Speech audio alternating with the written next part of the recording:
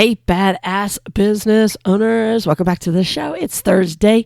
And on Thursdays, I love to talk about your numbers. I love to talk about how we can help you put more money in your pocket. Now, today's going to be a little bit different because I'm not going to actually throw numbers at you. So put that pencil away. You don't need it for today's episode, but it does involve your numbers. And here's what's going on. Some of you have businesses where you have the opportunity to do a bid on something, and it's like your dream bid. It's a huge project that you get to tackle. You've been working your way up to these kinds of bids where you get to do, it could be multiple houses, it could be a commercial building, it could be a commercial lot, whatever the case may be. It's just something that's a little bit bigger than what you normally do. Now, when you're bidding, you're used to bidding these other types of jobs, but this one is like 4, 5, 6 times what it is that you normally do. And you're getting like a school kid on first day of school, Christmas morning, you got this big package you can't wait to unwrap. But I want you to slow your roll there, okay? Slow down, turbo, because there's some things you need to think about before you even put that pencil to paper. All right. And I was recently having a conversation with somebody about such a bid. And what was interesting was they were really excited to start putting that bid together, but they obviously was cautiously trying to approach it because they wanted to make sure they didn't screw themselves. They were asking the right question of as far as, hey, I want to make sure that I'm going to make the profit that I should. I don't want to get myself locked into this 1-year contract where I find out that month after month after month, I'm losing money. That might sound familiar to some of you guys. You guys have all done that, been there, got that t-shirt. And it's only afterwards that you learn your lesson and you say, hey, I'm never going to do that again, or I'm going to ask this type of question better, because you don't know what you don't know when you first go into it. But what happens is we also let our excitement of getting into it kind of cloud our judgment on some things and miss some things that we probably should have caught. And so what I want to do is I want to just take a few minutes to say, hey, that if you're ever faced with the fact that you get to go into this big bid, what I want you to do is don't feel rushed. And there's going to be times when you're going to feel rushed. They're going to contact you at the last moment and say, hey, by tomorrow, I need to have your bid. And if it's something that you can't do and have all of your boxes checked, then maybe you're not supposed to do it, because that's how you're going to get yourself into a lot of trouble. Now, if you've got a few days and you've got ideally about a couple of weeks to be able to do this so you can do your due diligence and your homework, especially when we're talking thousands and thousands of dollars that you are going to be charging over the course of this next year. But more importantly, it could be the difference between you making money and you losing money on it all the time. And by the way, when you commit yourself to a large project that's going to go on and on and on, that means that crew, that team, or yourself, you're not available for other jobs. So not only are you losing money on it, you've kind of cut yourself off at the knees, and you don't even get to tackle other jobs that could be replacing those ones and making more money because all your resources are tied up on the one job.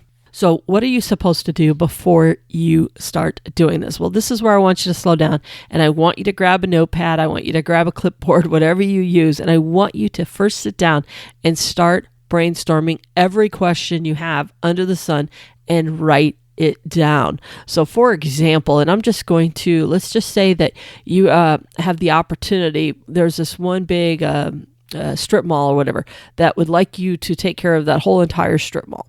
Well, if you're going to take care of this whole entire strip mall or section, you got to ask yourself, they're like, oh yeah, I just want you to do the basics, blah, blah, blah, blah, blah. Well, okay, blah, blah, blah, blah, blah may not be everything else that you need to do. So I need you to step back and say, okay, well, what about this? What about that? I want you to drive to that strip mall. I want you to drive to that location. I want you to drive to that office building. I want you to drive to the location of where you're going to be doing what it is that you do.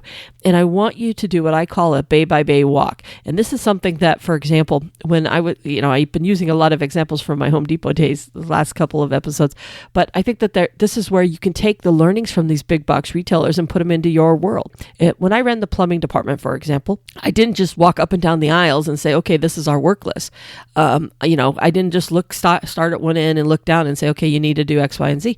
No, what I did is and I did this as a store manager. This is something that I took through every single position that I had because it was that powerful. And you can do it, for example, in your business and on these big jobs, is what's called bay to bay.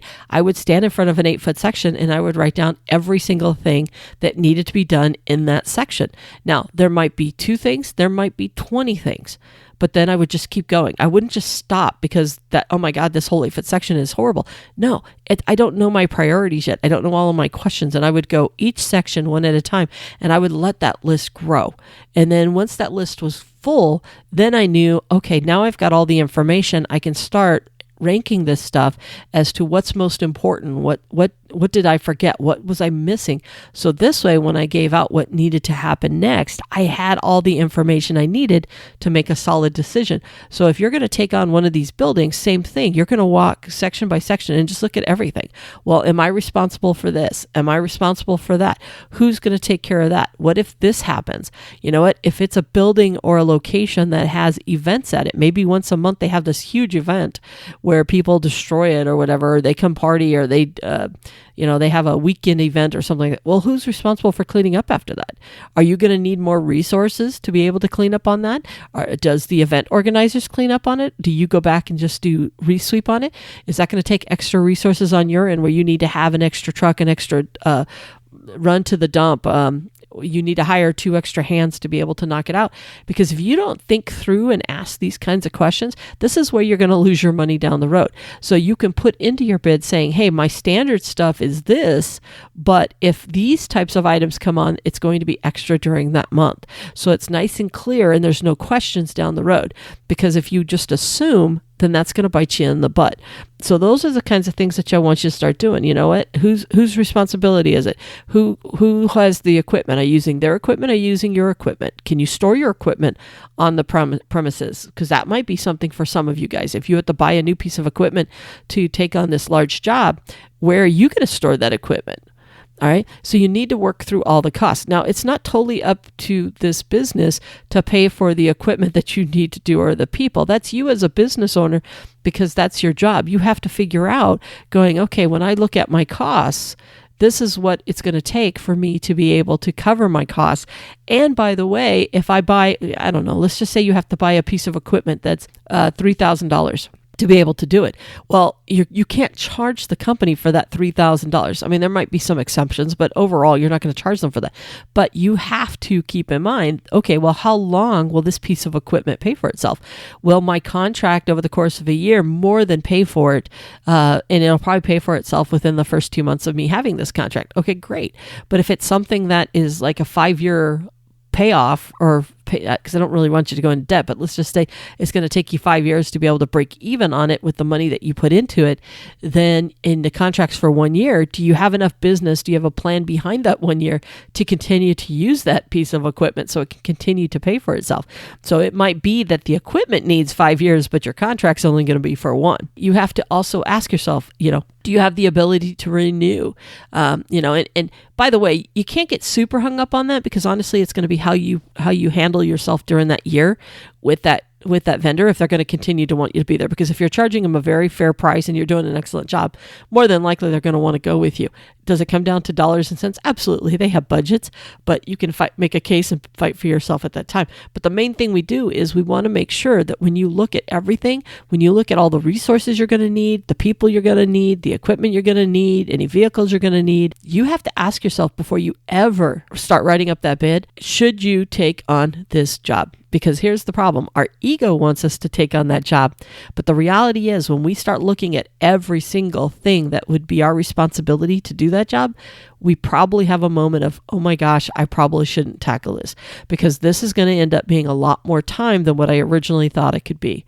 Because if you might get that job, but if now it's taking 50% of your time to do that job, that's 50% of your time that you can't be working on other customers or clients. And in the end, do you have the ability to make more money on this one single job that's taking 50% of your time? Or do you have the ability to make more money and profits by you not having that job and tackling all the other jobs? Yes, it's simpler because you don't have to go chase new stuff.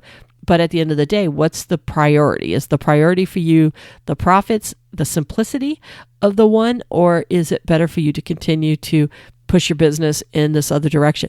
If that contract all of a sudden ends, do you find yourself 50% of your time being open, and now you don't have a plan because you didn't keep recruiting? And do you shoot yourself in the foot for, the 1 year goes well, but the year it goes away, you're kind of screwed because you got to rebuild your business again. These are the kinds of questions I want you to ask. So if you go through and you say, hey, you know what? I've asked all the questions. I've dotted my T's, dotted my I's, crossed my T's. I asked all the questions. I feel really good about this. Then and only then do you proceed to write out the bid, because you have to make sure that you have a good, solid thing. So you need to make sure you go there, you walk it, you write down all the questions, you get with the person who's making the decision and you ask them some follow-up questions saying, hey, I just want to make sure that I fully understand, before I write this bid up, I want to make sure I fully understand the scope of this. Who takes care of this? Who takes care of this?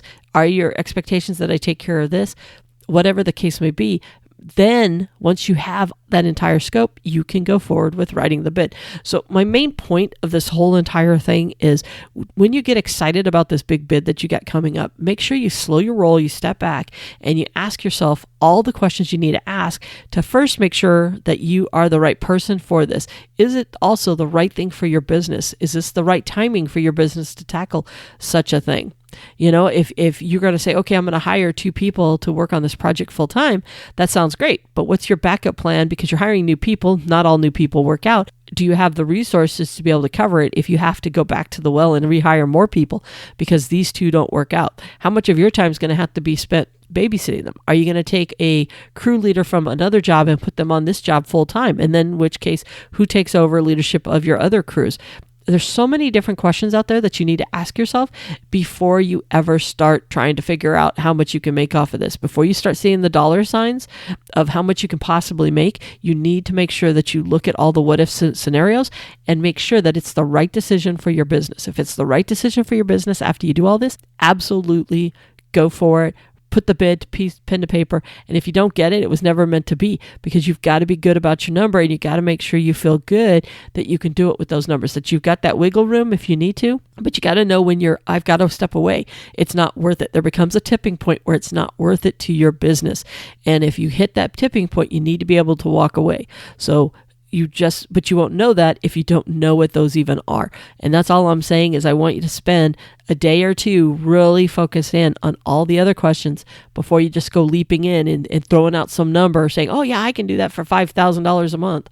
Okay, well, that $5,000 a month, if it's costing you way more money because you're not making that $5,000, you still have your expenses. You still need to look at your numbers. You got your cost goods, you got your expenses. Then you get down to your final profit, and then you have to weigh that out about what you could be doing if you didn't have that job. What could you be making? All right. So I know I'm talking about a lot of different things, but my main point, like I said, is I want you to slow down. I want you to look at everything, and I want you to make sure it's the smart business sense that's what it does for you. All right. I am starting to rattle, so I'm going to go ahead and get out of here. I will talk to you on the next episode. Remember, get out there, be the badass that I know you are. Bye for now.